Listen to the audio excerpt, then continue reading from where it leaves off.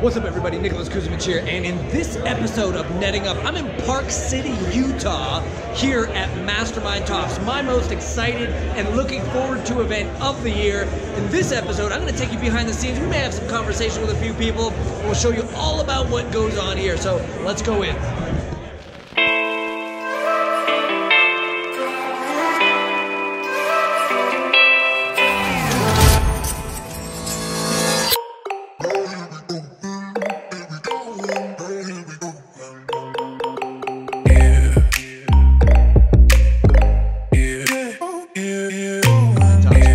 Friend Ben Greenfield of Ben Greenfield Fitness, one of the top dudes out there when it comes to fitness, performance, hacking, the whole gambit of it all. And I thought, for the sake of the people, Ben, you got a lot of entrepreneurs who are looking to excel, obviously in business, but part of that means accelerating in their health and fitness and all that. So. Yeah. I mean, not everyone's ever going to get to meet you, but if they did and they pulled you off to a corner and said, hey, man, and if I had a minute or 30 seconds with you, what are a few things I might be able to do to start seeing instant or at least progress towards better optimized health and living? Absolutely. What might you tell them? Yeah, well, first of all, you need to grow a hair that is a hairline that is as high as either Nick or myself. That's a key. There's a key there. Because I believe we're in a competition to see who there's has a secret the highest there. hair this morning. But I would say, you know, if I could throw 3 tips at you. The first would be this. I find that low energy during the day is definitely not due to coffee deficits or the lack of energy drinks or, you know, some kind of chronic fatigue syndrome, as much as it is that the human body, from an ancestral standpoint, needs to move, needs to engage in low-level physical activity during the day. We see this in all of the long-lived people, tribes. You look at the blue zones, areas where there are a disproportionately long-living number of people, and they all don't necessarily do a tough CrossFit WOD in the morning, but they're moving all day long. Right. Unfortunately, in a post-industrial era, sitting at desks, cubicles, etc., we can't garden and hunt and gather all day long, but you can hack your environment to stay physically active during the day. What do I mean by that? Standing desk, walking treadmill. I keep a kettlebell by the door of my office, and I need to do kettlebell swings every time I walk out of the office. I have a pull-up bar installed above the door of the stairs that kind of go near the office, and every time I go into that, I got to do 3 to 5 pull-ups. For every hour that I'm working, I stop and do 100 jumping jacks. For every time I'm at a restaurant and I go to use the restroom, I do 40 air squats. When I'm on an airplane, I do 20 squats. So I have these little rules that allow me to do low-level physical activity all day long, even when I'm stuck at a computer. So that's number 1. That's great. Move your body as much as you can during the day, even if it's not exercising. Right. Number 2 would be to optimize your circadian rhythm, your circadian clock, your natural 24-hour biological rhythm. Poor sleep, of course, affects your energy and your productivity during the day. A lot of people are already cued into the fact that there are things you do at night, like you don't lay it in bed with your phone and you use these fancy apps. Some do. These fancy apps that decrease blue light from the, everybody, they're kind of aware of sleep hygiene to a certain extent, but what people don't realize is the importance of morning sunlight exposure.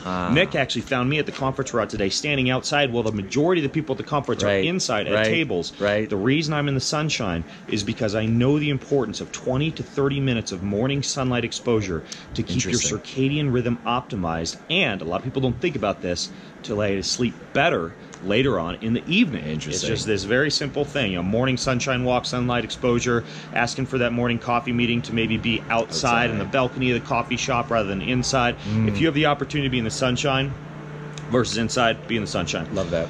Last thing would be that we live in an era of comfort, and because of that, what we run into is in many cases the human body doesn't have to work as hard as it had to in the past, returning back to this ancestral concept, to maintain temperature, to be cold, to cool itself down after being hot. One of the best ways to lose fat, increase energy, it's like a cup of coffee for your whole body. It even causes a release of nitric oxide, which you could think of as Viagra for your whole body in terms of the vasculature and the blood flow release, is a cold shower. And I know that sounds unpleasant, but twice a day, in the morning and in the evening, because being cool helps you sleep better, I do a quick, not a long 20-minute ice bath, but I do a quick 2-minute cold shower. In the shower, boom, hit everything, hit the armpits, hit the head, hit the back, hit the stomach, and out. But just a couple of times a day, taking a cold shower has a profound effect on fat loss, energy, blood flow. Simple hack. So stay active all day long. Get out in the morning sunshine, even if it's just for a little bit. Take a cold shower 1 to 2 times a day. You're going to find your energy levels increase significantly. Love that. You heard it from Ben. And look, and the beauty of what I love about that is that it's not complicated. No. It's not crazy biohacking, although you can go there if you want, but it's simple things get simple and great results for that matter. And it's just a matter of having kind of the willpower and the self-discipline to do the small things to get the big results. Ben, thank you, brother. Exactly. I appreciate you. Nick. All right. Later, guys.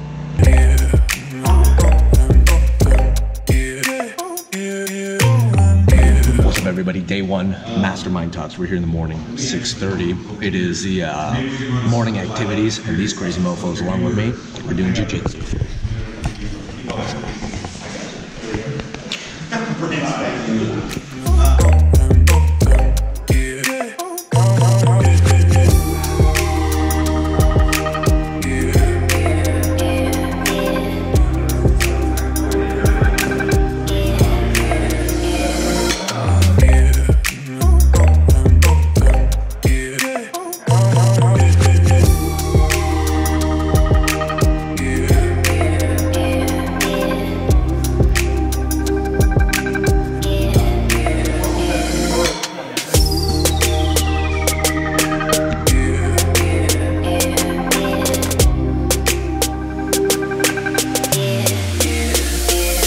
Dave Asprey, the one and only, founder of Bulletproof, part of my morning routine as always. But Dave, we got entrepreneurs watching, always looking to optimize their business, and oftentimes that means by optimizing their life. Oh yeah. Maybe not necessarily exposed to some of the deeper biohacking stuff that you do. There's a lot you can do.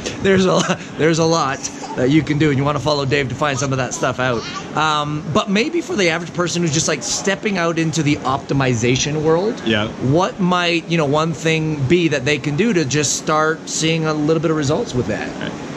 Here's the first thing that you've got to understand.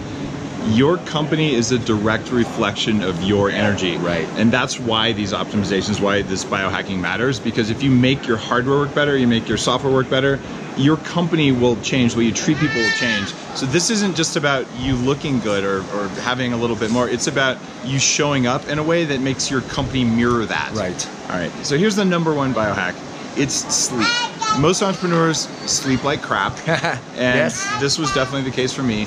But you also don't need to go out and say, I'm going to get more sleep, because frankly, you're an entrepreneur. You're probably not going to do that, and you don't have time to do that. Right. So how do you improve the quality of your the sleep that you're instead getting of the quantity? New study, 34 studies all put together by doctors. They confirmed what I wrote 5 years ago from one study. Of course. That people who sleep 8 hours a night die more than people who sleep 6.5 hours a night. There is no moral code for 8 hours a night. No kidding. But if you get a bad 8 hours, it's really bad, and a great 8 hours is pretty good. But a great 6 hours and 4 minutes, which is what I've had for the last 5 years, and I measure this every night, you can kick ass on it. So one of the hacks I'll share with you guys is a company that I co-founded, but I do not operate. It's called TrueDark. These glasses block 40% of the indoor blue light that messes with the way you perform, and they look like normal glasses, not the yellow ones that block a little bit more that I often wear. But we also make something called Twilight glasses, and these are a patented set of optical filters that will knock you on your ass and increase your deep sleep in the amount of time you have to sleep. That has eliminated jet lag. It's changed my whole life. So sleep better. That's my sleep hack. I love that, and it's so simple. And I love the fact, because I was an 8-hour believer actually. So I feel a little bit better about that. My wife probably feels better about the fact that we don't have to sleep 8 hours because of the kiddos. But look, I own all pairs of TrueDark. Oh, you're the man. Except this one, which I'm gonna have to get. Truly affected sleep and make things a lot better. So there you have it, from Dave Asprey himself. Probably the #1 hack that can increase your productivity as an entrepreneur and as a human being and as a father and a son and a spouse and everything else is sleep. So and coffee. I mean, come on. Oh, and the morning. You can't really go through a morning sleep, right? without a day of blow. Dave, I appreciate you. Thanks so much. You got it. Thanks, Nicholas. All right, brother. So I'm roaming the halls, and look who I bump into. I'm finally in one of Nicholas Kusmich's famous videos. Netting up. This is the real brains behind Mastermind Talks. This is the real reason the thing works so well. The real reason why I come back every single year. But don't tell Jayson.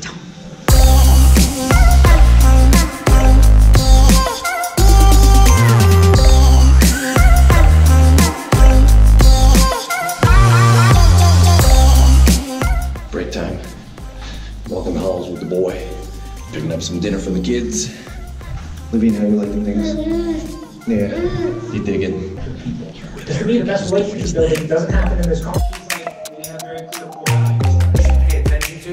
Because whether you're in the service business, whether you're in retail, whether you're in walking through what I call the they just ask for a lead magnet about how to write that. I'm here with the man Tucker Max, founder of Scribe. Oddly enough, we are in fact bathroom. We are in fact in the bathroom, but this is the only quiet place to find a couch. So here's the deal, Tucker, multiple-time New York Times best-selling author, founder of Scribe. The reality is, a lot of times you talk to an entrepreneur, you ask a question, how many of you want to write a book? Basically everybody's hands. Every hand goes up. Yeah. Now, personally, full transparency, I wrote my book through Tucker's company. Right. Best experience I've ever had. So if you are looking to write a book, I would do that. It wasn't better than sex. It was, sorry, not best experience I've ever had. Best experience way better than I thought it was to actually write a book. Because I thought writing a book would be the most challenging thing that I would ever have to do or face or anything like that. Anyways, so you're listening. The person on the other end of this video is high probability saying, I want to write a book. Yes. What are the top 3 things they should know about making that a reality? All right, so the first thing about making it a reality, or how should they think about it? Well, essentially, because we want people writing books. Yeah, of course. So yeah, how do they make that, or what should they think about in order for this to become a real thing? So the first question you ask yourself is, am I ready to write a book right now? Should I write this? Right. You know? Like before you even start. And the way to really answer that question, there's kind of 2 things you need to know. Do I know things that other people want to know? Like, do I have knowledge and wisdom that will benefit people they want from me? Rather than just telling my life story. Right, exactly. Yeah. There's nothing wrong with that, but no one's going to buy that book. You know, like you're writing that for yourself. Right. And then the second big thing is a book going to get you something? You know? Like, does it actually advance? And it doesn't have to be a business goal, although most authors do have a business goal as part of it. You can say, look, I just really want to help people, or I really want to share this knowledge, or I really want to whatever. That's okay. Right. But most people, if you're going to invest the time and or the money, you want to be able to understand if it's going to get you something and what that will be. And have an idea of what that outcome is. Exactly. Right. All right, so that's the first thing. Then, once you decide to do it, then the question really becomes, do I write it myself or do I get help? Actually, no, that's not true. The question really is, how much help do I get? Sure. You're always going to get help. You're not going to be able to do the whole thing. No way. You cannot do the whole thing yourself. Right. You got to get help. And so the question is, how much? Right. And then do I want help with everything? Do I want help only with the writing? So that's kind of the second thing. And then the other big sort of question is, do I want to do traditional or self-publishing? Traditional is probably not an option for most people, because all traditional publishers care about is, do you have a big audience of people who are going to buy your books? They're basically just leveraging your IP and your audience to make money. Right. So most people should probably be self-publishing, also because they own the rights, they own the royalties. It's easier, it's better, total control over the product. But for a few people, celebrities, people who have big audiences, it is a question. Those are kind of the 3 main sort of things. You know, what am I going to get for it? Who's it's for? How much help am I going to get? Yeah. And then self or tradition. Nice. So, as always, one thing left to do. You know what to do.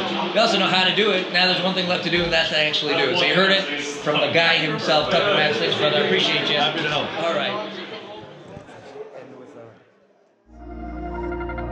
Gio and I just started the hike. We're like 5 minutes in. Feels like 3 hours in. We might not make it. We might just stop right here.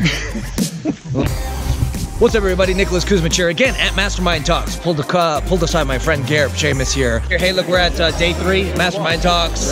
Rounding it up. I thought I'd pull aside Jordan Harbinger because I'm here, bumped into my friend Chris Zane. I'm with my friend Jayson Khalipa. If you don't know him, you need to pay attention. On the one hand, it's to go deeper with the people we already know, and then to open up our world to a bunch of new people and go deep with them. Because Jayson says you're only one contact away from everything you need that's in this room, and I find that to be true. So thank you, Jayson.